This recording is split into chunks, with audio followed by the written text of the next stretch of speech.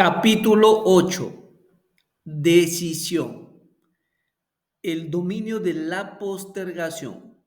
El séptimo paso hacia la riqueza. El análisis efectuado sobre más de 25.000 hombres y mujeres que habían experimentado el fracaso puso de manifiesto el hecho de que la falta de decisión era casi siempre el motivo que encabezaba la lista de las 31 grandes causas de fracaso. La postergación, lo contrario de la decisión, es un enemigo común que debe superar casi todos los seres humanos. Usted se encontrará con una oportunidad de poner a prueba su capacidad para tomar decisiones rápidas y concretas cuando termine de leer este libro y esté preparado para poner en práctica los principios descritos aquí. El análisis de varios cientos de personas que habían acumulado fortunas bastante más allá de la marca del $1.000.000 puso de manifiesto el hecho de que cada una de ellas tenía el hábito de tomar decisiones con rapidez y de cambiarlas con lentitud. Sí, y cuando se veía la necesidad de cambiarlas, las personas que no logran acumular dinero tienen sin excepción el hábito de tomar decisiones, si es que las toman de modo muy lento y de cambiarlas esas mismas decisiones con rapidez y a menudo. Una de las cualidades más notables de Henry Ford era su costumbre de tomar decisiones rápidas y definitivas y de cambiarlas con lentitud. Esta cualidad era tan pronunciado en el señor Ford que le hizo ganarse la reputación de ser un hombre obstinado. Fue precisamente esa cualidad la que le indujo a continuar la fabricación de su famoso modelo T, el coche más feo del mundo, en un momento en que todos sus consejeros y muchos de los compradores del coche le estaban pidiendo que lo cambiara. Quizás el señor Ford se retrasó demasiado en efectuar el cambio, pero la otra cara de la moneda es que la firmeza de su decisión le permitió ganar una enorme fortuna antes de que se hiciera necesario cambiar el modelo. No cabe la menor duda de que la costumbre del señor Ford de tomar decisiones definitivas llegó a asumir la proporción de la obstinación, pero esa misma cualidad es preferible a la lentitud cuando llega la hora de tomar decisiones y a la rapidez a la hora de cambiarlas. Consejos para tomar sus propias decisiones. La gran mayoría de la gente que no logra acumular dinero suficiente para cubrir sus necesidades suele verse, por lo general, fácilmente influida por las opiniones de los demás. Esas personas permiten que los periódicos y las murmuraciones de los vecinos afecten a sus ideas. Las opiniones son los más bienes más baratos que existen sobre la tierra. Todo el mundo tiene un montón de opiniones preparadas para comunicárselas a cualquiera que se muestre dispuesto a aceptarlas. Si usted se deja influir por las opiniones cuando se trata de tomar decisiones, no tendrá éxito en ninguna empresa y mucho menos en la de transformar su propio deseo en dinero. Si usted se deja influenciar por las opiniones de los otros, llegará a no tener sus propios deseos. Cuando empiece a poner en práctica los principios descritos en este libro, guíese por su propio consejo, tome sus propias decisiones y aténgase a ellas. No confíe en nadie más que en los miembros de su mastermind y asegúrese de haberlos escogido bien. eligiendo solo a aquellos que estén en completa armonía con su propósito y que muestren simpatía por él. A menudo, los amigos íntimos y los parientes le ponen obstáculos a uno por medio de opiniones, aunque esa no sea una intención. A veces lo hacen incluso a través del ridículo, con la pretensión de que sea humorístico. Hay miles de mujeres y hombres que sufren de complejos de inferioridad durante toda la vida debido precisamente a que alguna persona bien intencionada pero ignorante destruyó su confianza en sí mismo mediante las opiniones o ridículo. Usted dispone de un cerebro y de una mente propia. Utilícelos y tome sus propias decisiones. Si usted necesita hechos o información de otras personas que le permitan tomar sus decisiones, como sucederá en numerosos casos, adquiera esos hechos o asegúrese con discreción de esa información que necesita, sin descubrir cuáles son sus propósitos. Una de las características de las personas que tienen solo conocimientos elementales o escasos es la de que intentan dar la impresión de que poseen muchos conocimientos. En general, esas personas hablan demasiado y saben escuchar muy poco. Mantengan los ojos y los oídos bien abiertos y la boca cerrada. Si lo que desea es adquirir el hábito de una toma de decisiones rápida, quienes hablan mucho hacen bien poco. Si usted habla mucho más de lo que escucha, no solo se privará a sí mismo de muchas oportunidades de acumular conocimientos útiles, sino que también habrá puesto sus planes y propósitos al descubierto ante personas a las que les encantará desilusionarle porque en el fondo lo envidian. Recuerde también que cada vez que abra la boca en presencia de una persona que posea una gran cantidad de conocimientos, estará desplegando ante ella su reserva exacta de conocimientos propios o su falta de la misma. La verdadera sabiduría usualmente se hace conspicua a través de la modestia y el silencio. Tenga en cuenta el hecho de que cada persona con la que usted se asocie estará buscando como usted mismo la oportunidad de acumular dinero.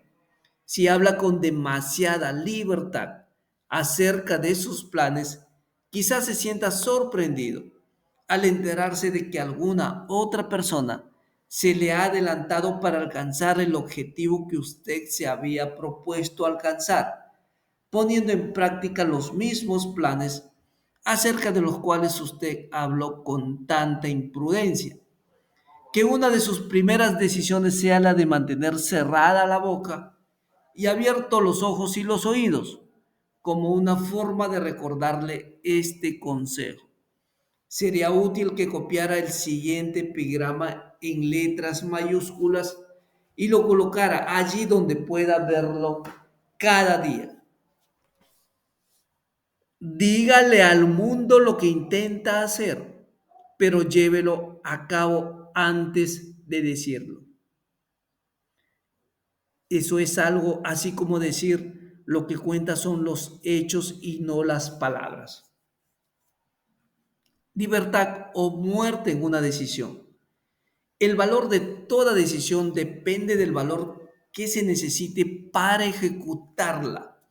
Las grandes decisiones, aquellas que constituyeron los fundamentos de la civilización, fueron tomadas asumiendo grandes riesgos, lo que a menudo significó la posibilidad de encontrar la muerte. La decisión de Lincoln de promulgar su famosa Declaración de la Emancipación, mediante la que se otorgaba la libertad a las personas de color en Estados Unidos, la tomó a sabiendas de que ese acto pondría en su contra miles de amigos y partidarios políticos. La decisión de Sócrates de tomar la venenosa cicuta en lugar de comprometer sus creencias personales fue un acto de gran valentía.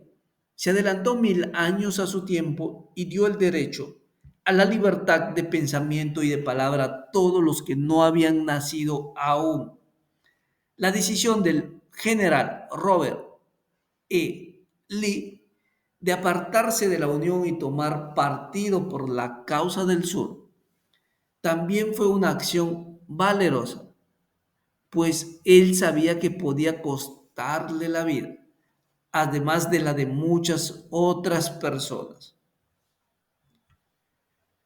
56 que se arriesgaron a la horca, pero la mayor decisión de todos los tiempos en lo que se refiere a los ciudadanos, de lo que más tarde sería Estados Unidos, se tomó el 4 de julio de 1776 en Filadelfia, cuando 56 hombres estamparon sus firmas en un documento que, como muy bien sabían, aportaría la libertad a todos los norteamericanos, o bien dejaría cada uno de los 56 colgado de una cuerda por el cuello.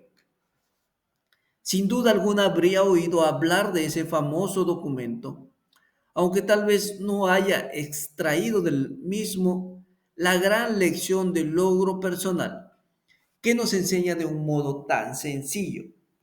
Muchos recuerdan la fecha en que esa gran decisión fue tomada, pero pocos se dan cuenta del valor que se necesitó para ello. Recordamos nuestra historia tal y como nos lo enseñan. Recordamos las fechas y los nombres de los hombres que lucharon. Recordamos Valley Forge y Yorktown. Recordamos a George Washington y a Lord Cornwallis. Pero en realidad sabemos muy poco acerca de las fuerzas reales que había detrás de estos nombres, fechas y lugares, y sabemos menos todavía sobre ese poder intangible que nos aseguró la libertad mucho antes de que los ejércitos de Washington llegaran a Yorktown. Representa casi una tragedia que los historiadores hayan pasado por alto el hacer la más mínima referencia al poder irresistible que dio nacimiento y libertad a la nación destinada a establecer nuevos niveles de independencia para todos los pueblos de la tierra. Y digo que eso es casi una tragedia porque precisamente se trata del mismo poder que todo individuo debe utilizar para superar las dificultades que se le presenten en la vida y obligar a ésta a pagar el precio que se le pide. Revisemos, aunque solo sea de forma muy breve, acontecimientos que dieron lugar a ese poder. La historia comienza con un incidente ocurrido en Boston el 5 de marzo de 1770. Los soldados británicos patrullaban las calles amenazando a los ciudadanos con su sola presencia. A los colonos no les gustaba ver hombres armados andando por sus ciudades. Empezaron a expresar abiertamente su resentimiento por este hecho, arrojando piedras y profiriendo insultos contra los soldados que patrullaban hasta que el oficial al mando dio la orden: preparan las bayonetas, ataquen. La batalla que comenzó en ese momento tuvo como resultado la muerte de muchos, mientras que otros quedaron heridos. El incidente provocó tal resentimiento que la Asamblea Provincial, compuesta por colonos importantes, convocó una reunión con el propósito de emprender alguna acción concreta. Dos de los miembros de esa asamblea fueron John Hancock y Samuel Adams. Tomaron la palabra y hablaron con valentía, declarando que habían organizar un movimiento para expulsar de Boston a todos los soldados británicos. Debemos recordar que eso fue una decisión surgida en la mente de dos hombres, lo que podemos considerar como el principio de la libertad que todos disfrutamos ahora en Estados Unidos.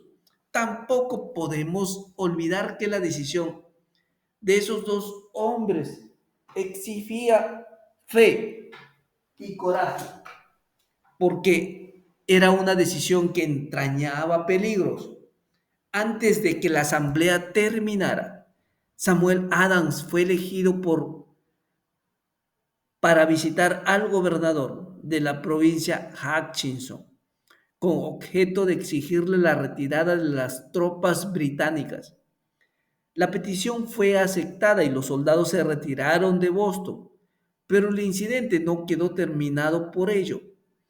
Había provocado una situación cuyo desenlace estaría destinado a cambiar el rumbo de toda una civilización. Organización de un grupo mastermind. Richard Henry Lee adquirió un papel importante en esta historia. Él y Samuel Adams se comunicaban entre sí con frecuencia por correspondencia, compartiendo temores y esperanzas acerca del bienestar del pueblo en sus provincias respectivas. A raíz de esta práctica, Adams concibió la idea de que un intercambio mutuo de cartas entre las 13 colonias podría ayudar a producir la coordinación de esfuerzos que tanto necesitaban en relación con la solución de sus problemas. 2 años después del enfrentamiento con los soldados británicos en Boston, en marzo de 1772, Adams presentó esta idea ante la Asamblea en forma de una moción para que se estableciera un comité de correspondencia entre las colonias que contara con corresponsales nombrados en cada una de las colonias, con el propósito de una cooperación amistosa para la mejora de las colonias de la América Británica. Eso constituyó el principio de la organización de un poder mucho más amplio destinado a conseguir la libertad para todos los colonos y sus descendientes. De ese modo se organizó el grupo de Mastermind. Estaba compuesto por Adams, Lee y Hancock. El comité de correspondencia fue organizado. Los ciudadanos de las colonias habían estado desarrollando una desorganizada oposición física contra los soldados británicos a través de incidentes similares a los tumultos de Boston, pero de todo ello no se había derivado ventaja alguna. Sus agravios individuales no habían sido consolidados bajo un mastermind.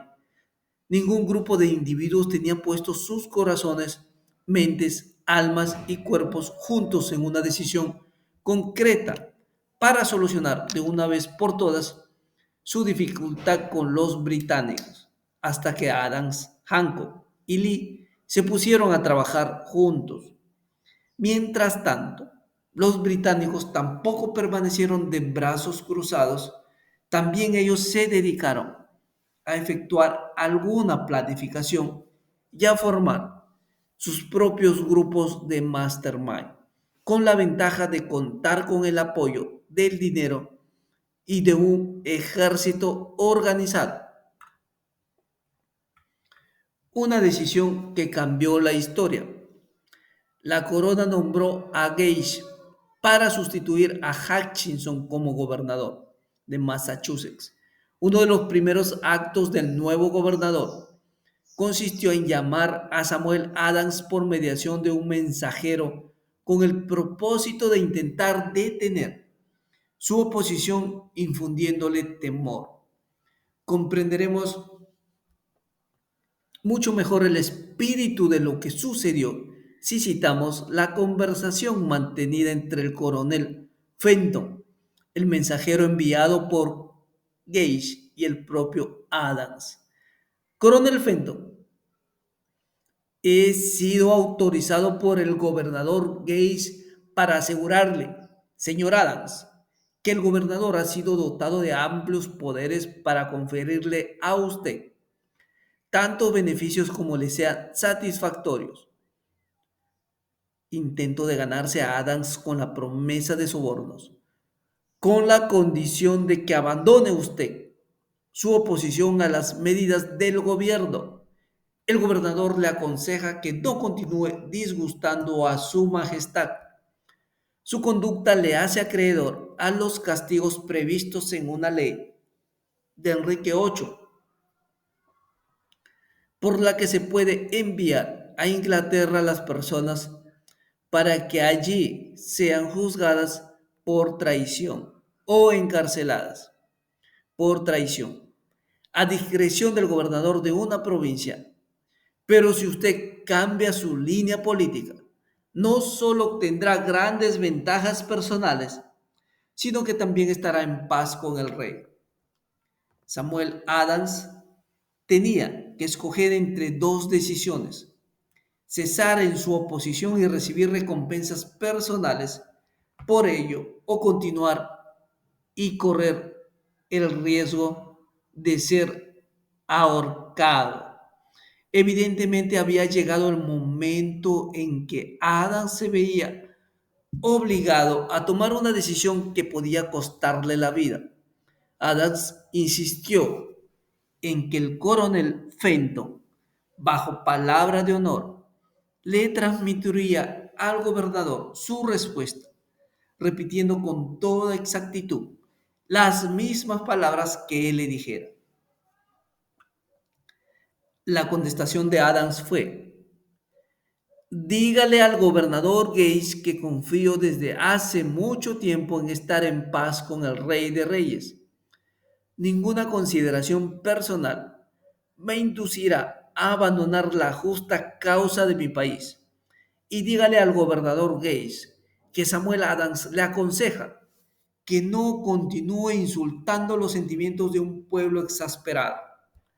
Cuando el gobernador Gage recibió la cáustica respuesta de Adams, montó en cólera y promulgó una proclama en la que se decía: el abajo firmantes en nombre de su majestad ofrece y promete su más gracioso perdón a todas aquellas personas que a partir de ahora abandonen las armas y regresen a los deberes propios de súbditos pacíficos. Las únicas excepciones del beneficio de tal perdón son Samuel Adams y John Hancock, cuyas ofensas de naturaleza demasiado brutales no admiten otra consideración que la de un adecuado castigo. Podríamos decir que tanto Adams como Hancock se encontraban en dificultades. La amenaza del airado gobernador obligó a los dos hombres a tomar otra decisión, igualmente peligrosa. Convocaron una apresurada reunión de sus más fieles seguidores. Una vez todos estuvieron presentes, Adams cerró la puerta con llave, se la metió en el bolsillo y les informó que era imperativo organizar un congreso de los colonos y que nadie abandonaría aquella habitación hasta que se hubiera tomado la decisión de convocar dicho congreso. A este anuncio siguió una gran excitación. Algunos sopesaron las posibles consecuencias de tal radicalismo. Otros expresaron grandes dudas en cuanto a la prudencia y la conveniencia de una decisión tan definitiva que desafiaba claramente la corona. Encerrados en aquella habitación había dos hombres inmunes al temor, ciegos ante la posibilidad del fracaso: Hancock y Adams. Gracias a la influencia de sus mentes, los demás fueron inducidos a aceptar que se debían establecer acuerdos a través del Comité de Correspondencia para convocar el primer Congreso Continental, que se celebraría en Filadelfia el 5 de septiembre de 1774. Vale la pena recordar esa fecha. Es mucho más importante que la del 4 de julio de 1776. Si no se hubiera tomado la decisión de convocar un Congreso Continental, tampoco se hubiese llevado a cabo la firma de la Declaración de Independencia antes de que la primera reunión del nuevo Congreso se celebrara. Otro líder que se encontraba en otra parte del país se hallaba profundamente enfrascado en la tarea de publicar una sucinta exposición de los derechos de la América Británica. Se trataba de Thomas Jefferson, de la provincia de Virginia, cuyas relaciones con Lord Dunmore, representante de la corona en Virginia, eran tan tensas como las de Hancock y Adams con su gobernador. Poco después de que se publicara su cinta exposición de los derechos, Jefferson fue informado de que había la orden de perseguirlo por alta traición contra el gobierno de Su Majestad. Inspirado por la amenaza, uno de los colegas de Jefferson, Patrick Henry, expresó con claridad lo que pensaba y concluyó sus observaciones con una frase que se ha hecho clásica desde entonces: si esto es traición, que sea la mayor de todas. Fueron hombres como estos los que sin poder, sin autoridad, sin ejército y sin dinero, tomaron asiento en una solemne consideración del destino de las colonias, dando inicio así a la apertura del primer Congreso Continental, que continuaron celebrando cada 2 años hasta que el 7 de junio de 1776, Richard Henry Lee se levantó, se dirigió a la presidencia y ante el asombro de la asamblea presentó la siguiente moción. Caballeros, presento la moción de que estas colonias unidas son y deben ser por derecho estados libres e independientes, absueltos de toda alianza con la corona británica, y que toda conexión política entre ellos y el país del Reino Unido está disuelta y así debe quedar. La decisión más trascendental puesta jamás en papel. La asombrosa moción de Lee fue discutida con tanto fervor y durante tanto tiempo que él empezó a perder la paciencia. Finalmente, después de días de discusiones, volvió a ocupar el estrado de oradores y declaró con una voz clara y firme: Señor presidente, hace días que llevamos discutiendo este tema. Es el único recurso de acción que podemos seguir. ¿Por qué entonces retrasarlo más?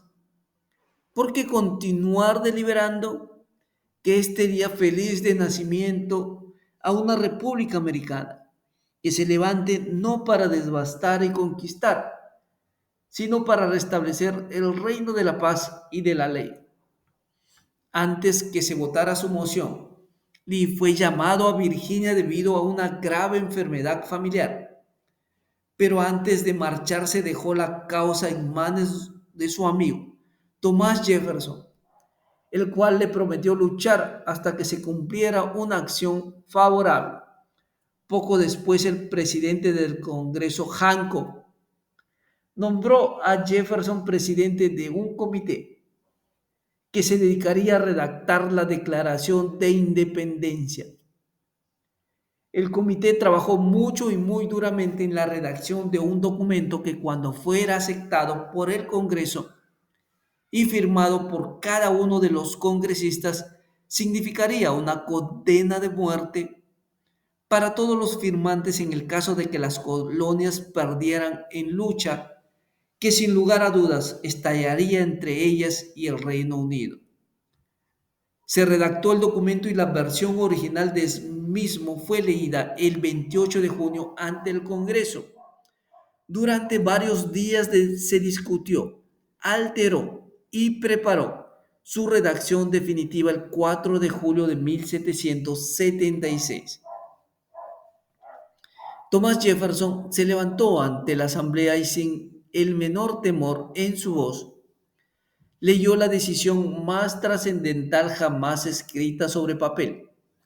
Cuando en el curso de los acontecimientos humanos se hace necesario que un pueblo disuelva los lazos políticos que lo han conectado con otro y asuma entre los poderes de la tierra el estado separado, e igual que las leyes divinas y naturales le dan derecho a un respeto decente por las opiniones de la humanidad, exige que ese pueblo declare las causas que lo impelen a la separación. Cuando Jefferson hubo terminado de leer, se votó la aprobación del documento que fue aceptado y después los 56 hombres presentes lo firmaron. Cada uno de ellos ponía en juego su propia vida con la decisión de estampar su firma en aquel papel. Gracias a esa decisión, una nación surgió a la existencia, una nación destinada a aportar para siempre a la humanidad el privilegio de tomar sus propias decisiones.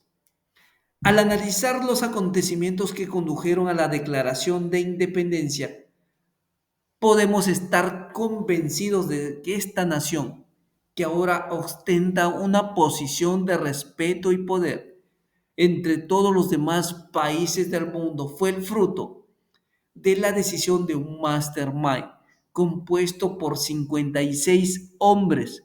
Observe bien el hecho de que su decisión fue lo que aseguró el éxito a los ejércitos de Washington, porque el espíritu de esa decisión estaba en el corazón de cada uno de los soldados que lucharon con él, y sirvió como un poder espiritual que no reconoce lo que es el fracaso. Observe también, y para mayor beneficio personal, que el poder que dio la libertad a esta nación es el mismo poder que todo individuo ha tenido que utilizar para alcanzar su determinación. Este poder está hecho a partir de los principios descritos en este libro. No resulta difícil detectar en la historia de la Declaración de Independencia al menos 6 de estos principios: deseo, decisión, fe, perseverancia, mastermind y planificación organizada. Sepa lo que quiere y en general lo conseguirá. A través de toda esta filosofía se encontrará la sugerencia de que el pensamiento, apoyado por un fuerte deseo, tiene una tendencia a transformarse en su equivalente físico, tanto en esta historia como en la de la organización de los United States Steel Corporation. Se encuentra una descripción perfecta del método mediante el cual el pensamiento produce esta asombrosa transformación. En su búsqueda del secreto del método, no espere milagro alguno, porque no lo hallará. Solo encontrará las eternas leyes de la naturaleza. Esas leyes están disponibles para toda aquella persona que tenga la fe y el valor suficientes para utilizarlas. Pueden ser empleadas bien para aportar libertad a una nación, bien para acumular riquezas. Quienes toman decisiones con rapidez y de un modo definitivo saben muy bien lo que quieren. En general lo consiguen. Los líderes en todos los campos de la vida son personas que deciden con rapidez y firmeza. Esa es la razón principal por la que se han convertido en líderes.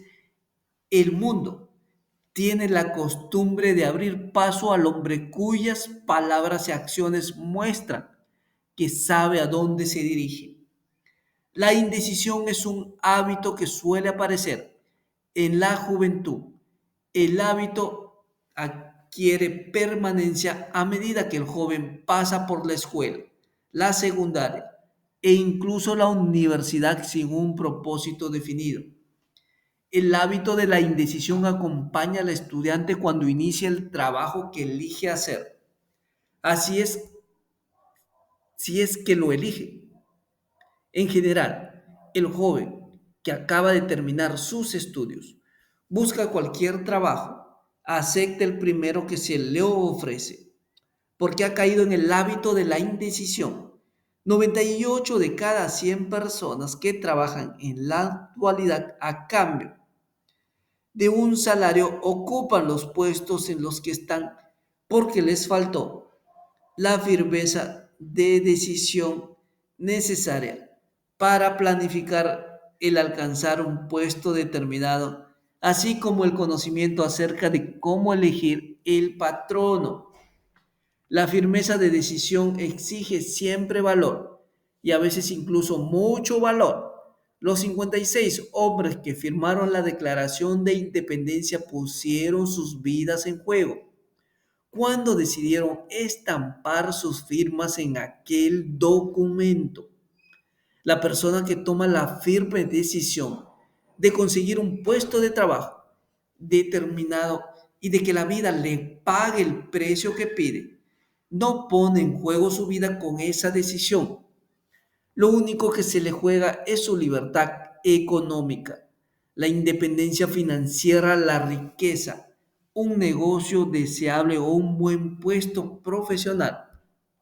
No se encuentran al alcance de la persona que descuida o rechaza la expectativa, la planificación y la exigencia de esas mismas cosas, el que desea obtener riquezas y con el mismo espíritu con el que Samuel Adams deseó obtener la libertad para las colonias, seguro que terminará por acumular una gran fortuna.